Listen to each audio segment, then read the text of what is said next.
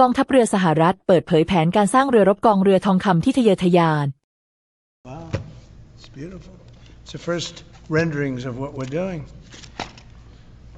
So I want to wish everybody a big hello and Merry Christmas and welcome to Mar-a-Lago for this exciting announcement of the new Golden Fleet. We're calling it the Golden Fleet that we're building for the United States Navy. As you know, we're desperately in need of ships. Our ships are, some of them have gotten old and tired and obsolete, and we're going to go the exact opposite direction.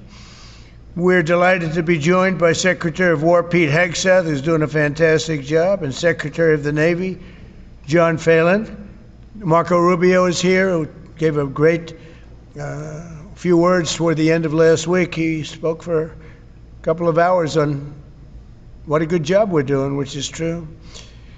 As Commander-in-Chief, it's my great honor to announce that I have approved a plan for the Navy to begin the construction of two brand new, very large, the largest we've ever built, battleships. You know, you used to build the Iowa, the Missouri, the Wisconsin, the Alabama, many others. We had big battleships. These are bigger, but they will have 100 times they'll be 100 times the force, the power, and there's never been anything like these ships. These have been under design consideration for a long time, and it started with me in my first term, because I said, why aren't we doing battleships like we used to? And these are the best in the world. They'll be the fastest, the biggest, and by far 100 times more powerful than any battleship ever built. So if you look at the Iowa, the Missouri, Wisconsin, Alabama, and others, but they were similar in size, some a little bit bigger than the others, but if you take the biggest one, it's 100 times more powerful. They're longer by a little bit, but and they're bigger ships, but they hold much more. They use the word lethality. Battleships are the largest, sturdiest, and most heavily armed vessel built specifically for naval combat. While America has built many new warships over the years, they've tended to be smaller, much smaller, and not conducive to where we are and where we're going and peace through strength. But including, we've been building aircraft carriers. We're going to be upping that also. We're going to be going to a superior aircraft. We have the Ford class. We're going to be upping that to a different class of aircraft carrier. And we haven't built a battleship since 1994. These cutting-edge vessels will be some of the most lethal surface warfare ships. They will be actually the most ever built other than our submarines. We have submarines which will have, in many ways, even more lethality, and we have many of them under construction. Each one of these will be the largest battleship in the history of our country, the largest battleship in the history of the world ever built. And again, it's 100 times more powerful than the previous Iowa class, it's called. Those are the big ones that you'd see on a show. Victory at Sea. I don't know if anyone's seen Victory at Sea, but it was a classic. They'll help maintain American military supremacy, revive the American shipbuilding industry, and inspire fear in America's enemies all over the world. We want respect. We're going to have it. We already have it. We're more respected now than we ever were. A year and a half ago, they laughed at us. Now they respect us again at levels that they've never respected us. We envision that these two ships, we're talking about 10, but we're going to start with 2, and we're going to quickly morph into 10. And ultimately, we think it's going to be anywhere from 20 to 25 of these. But we're starting with the first 2 immediately, and we're going to then be very quickly involved with, I think, we're going to do another 8, and then we're going to ultimately and pretty quickly have a total of about 20 to 25. We'll make that determination. We envision that these ships will be the first of a whole new class of battleships to be produced in the years to come. From Theodore Roosevelt, the Great White Fleet, you remember that, the Great White Fleet, to the legendary USS Missouri, whose massive guns helped win World War II. America's battleships have always been unmistakable symbols of national power. We stopped making them for whatever reason, I don't know. And I want to congratulate John Thalen, who is your secretary of the Navy. He came to me the first day we met.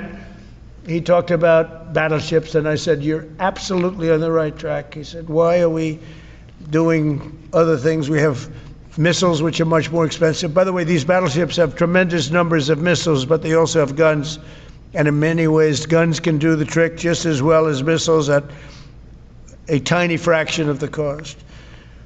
Once completed, these new 30 to 40,000 ton plus vessels will be the flagships of the American naval fleet, and there has never been anything built like them. And I just want to be very clear that we're building them here. We're working with others, but we're building them here. We have great Navy yards. We'll be negotiating with some of the companies that are running those yards, taking over the yards. We used to build a ship a day during World War II. Now we don't do ships very much anymore. We do military ships, we do submarines. By the way, we're 15 to 20 years advanced in our submarines over anybody else. That was one of the things that I did in my first term. We make the best submarines by far in the world. We're at least 15 years advanced ahead of anybody else in submarine development. Most powerful, that's right, the most powerful weapon anywhere in the world, undetectable. So the battleships are going to be armed just in terms of guns and missiles at the highest level. They'll also have hypersonic weapons, many hypersonic weapons, state-of-the-art electric rail guns, and even the high-powered lasers that you've been starting to read about. We have lasers where you aim the laser at a target, it just wipes it out. We're going to have, there'll be the most sophisticated lasers in the world, and the most sophisticated laser in the world will be on the battleships that we're building. They'll also carry the nuclear arms, sea-launched cruise missiles currently under development, which will be instituted pretty quickly, but they're under development and they've proven to be extremely lethal. The U.S. Navy will lead the design of these ships along with me, because I'm a very aesthetic person, alongside our partners in American industry, and we're going to have Pete Hegseth and Marco and a lot of very talented people involved, but a lot of it's already been done. We've been doing this for months. The construction will create thousands of American jobs. We're going to have the jobs be created. I mean, already we have factories being built unrelated to this, although AI will be a big factor when it comes to these ships. They'll be very AI controlled. Today's announcement is yet another step in our mission to make the United States Navy stronger than ever before. Again, when you talk about 100 times the power of these massive ships that we had years ago, it's pretty amazing. And next week I'm going to meet with the defense prime contractors. I'm going to meet with them here, Florida. And we're going to be talking about production schedules because they're too slow. We have many countries, allies, that are wanting to buy. We make the greatest equipment in the world by far. Nobody's even close, but they don't produce them fast enough. So we're going to be meeting with them to talk about the production schedules. We're going to have strong production schedules. And the only way they're going to be able to do that is to build new plants. Even with the F-35, we have many people who want the F-35 fighter jet, and it takes too long to deliver them to allies or to ourselves. It takes too long. The only way they're going to be able to deliver them is if they build new plants. They don't want to build new plants because that's expensive. So we're going to be discussing production schedules. We're going to be discussing CapEx spending. We'll be discussing the pay to executives where they're making $45 and $50 million a year and not being able to build quickly. They're going to make that kind of money. They have to build quickly. Again, we make the best equipment in the world, but they don't make them fast enough. And we're going to be also discussing dividends. We want the dividends to go into the creation of production facilities. So we'll be talking about all capex, dividends, and the pay. We're also going to be talking about buybacks. They spend so much money on buybacks. They want to buy back their stock. I don't want them to buy back their stock. I want them to put the money in plant and equipment so they can build these planes fast, rapidly, like immediately. I mean, I have sold more planes than any president by far, times probably 20. So every time I go someplace, I sell 100 planes. That includes commercial planes, Boeings, etc., but it also includes fighter jets. And I'm always having to say 5 years, 6 years, 7 years, helicopters, Apache helicopters, many years. India bought them. They want to get them. They don't want to wait a long time. So we don't want to have executives making $50 million a year, issuing big dividends to everybody, and also doing buybacks. And then they say, well, we don't have the money to build the plant. They got to build plants. Plans to make F-35s, plans to make helicopters, plans to make the F-47 new jet. And that's it.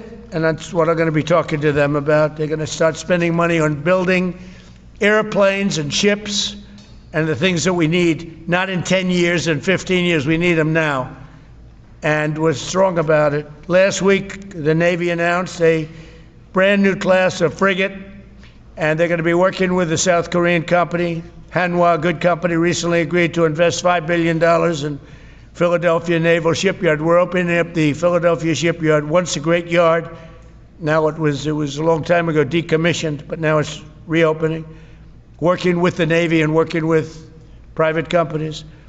The record-setting defense bill I signed last week authorized $26 billion to build new ships, including destroyers and various others. We already have a lot of submarines, as you know, under construction. We're building a lot of submarines. I tell you, to be exact, we have right now 15 submarines under construction or ready to start.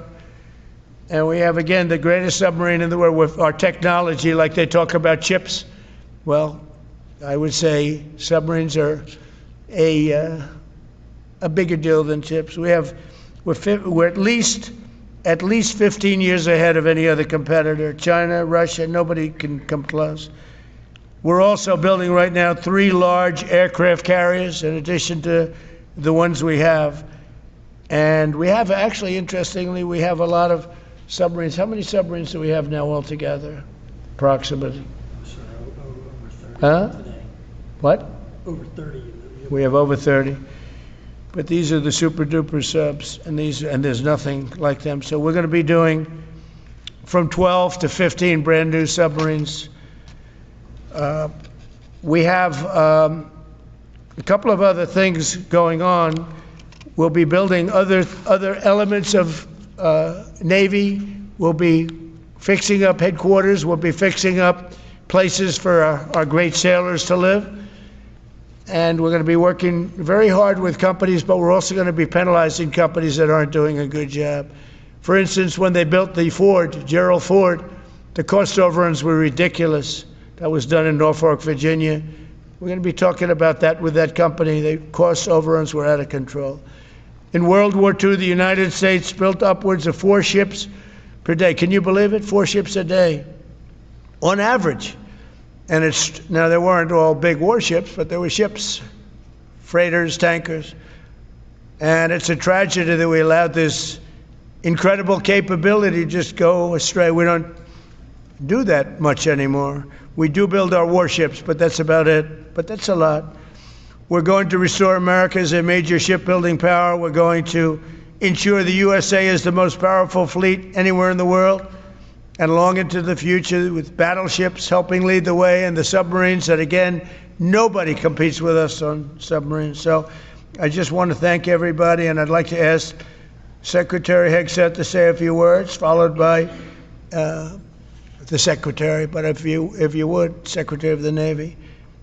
เว็บไซต์นี้สามารถช่วยพัฒนาทักษะการอ่านและการฟังภาษาอังกฤษของคุณได้เป็นอย่างดี ด้วย AI ประโยคภาษาอังกฤษจะถูกแยกเป็นวลีสั้นๆที่เข้าใจง่าย คุณปรับความเร็วหยุดหรือย้อนกลับได้ตามต้องการเพื่อให้เข้าใจทุกประโยค เว็บไซต์รองรับการแปลถึง 20 ภาษาทำให้การเรียนรู้เป็นเรื่องง่าย เพียงพิมพ์ใน as.com ในเบราว์เซอร์ของคุณแล้วลองใช้ได้เลย